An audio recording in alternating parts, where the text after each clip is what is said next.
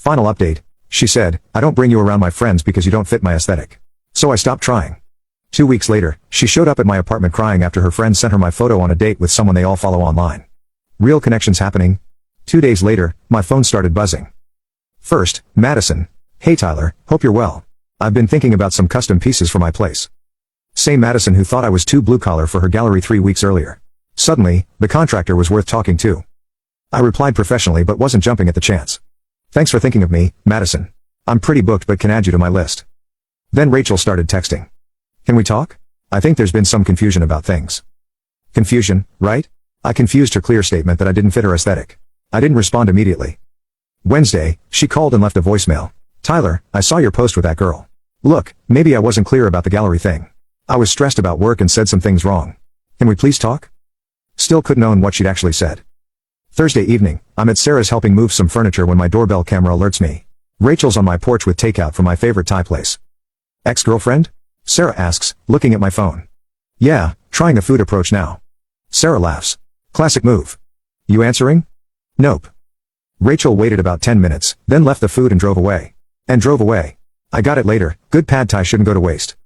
Friday, she escalated. Showed up at my shop during the day while I was meeting with Mrs. Chen about a dining table. Tyler, we need to talk, she announced, completely ignoring my client. I'm with a customer right now. Rachel, I'm not leaving until we sort this out. Mrs. Chen looked uncomfortable. This was affecting my business. Rachel, you need to leave now. Fine, but we're not done.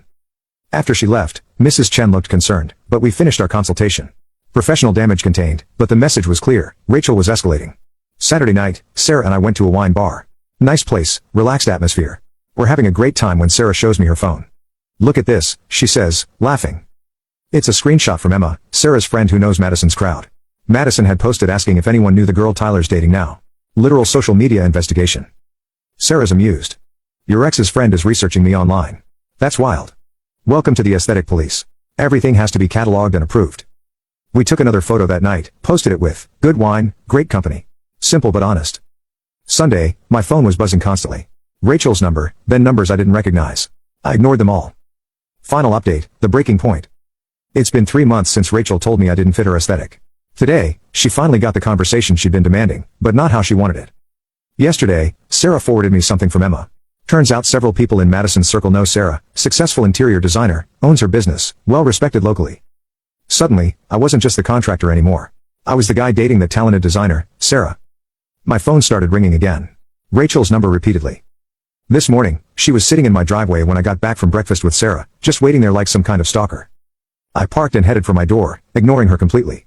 That's when she got out. Tyler, please, just talk to me for 5 minutes. I stopped and turned around. She looked rough, hair messy, makeup smudged, wearing plain jeans instead of her usual carefully planned outfit.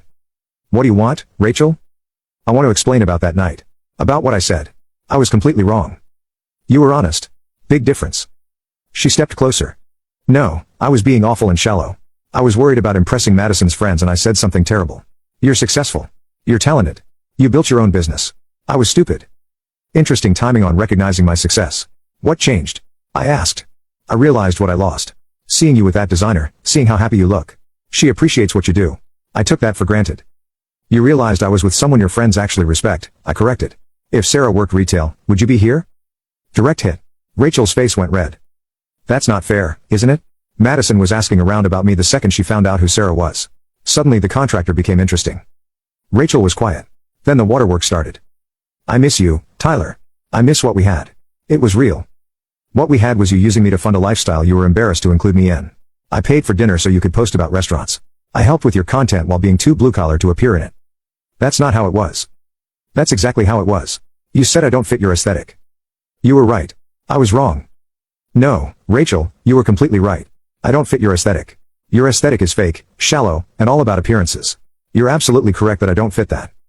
Full crying now. Please don't throw this away. We can fix this. There's nothing to fix. You need to find someone who values the same things you do. Someone who cares more about looking successful than being successful. That's not me. Tyler, please. We're done, Rachel. Go home. I went inside and locked the door. Watched her sit in her car for another hour before finally leaving. 3 hours later, Sarah texted me. Emma says, Madison is posting about men who hold grudges and toxic masculinity. Thought you'd find that amusing? I did find it amusing. Somehow, me not accepting being treated like an embarrassment made me the toxic one. The story ends exactly where it should. Rachel's still hunting for someone who fits her image-obsessed world. Madison's still curating her life like a museum exhibit. The whole aesthetic crowd is probably analyzing this situation for content. Meanwhile, Sarah and I are planning a weekend trip to check out some furniture markets upstate. She wants to learn restoration techniques, and I want to spend time with someone who sees my work as something to be proud of instead of hidden. There was no elaborate revenge. Just refusing to accept being treated as less than I'm worth. Just walking away when someone showed me exactly how little they valued me. Rachel wanted someone who fit her aesthetic. She can keep looking because I stopped trying to squeeze into her shallow world and found someone who appreciates the real one I built. She said, I don't fit her aesthetic. She was absolutely right, and that's the best compliment she ever gave.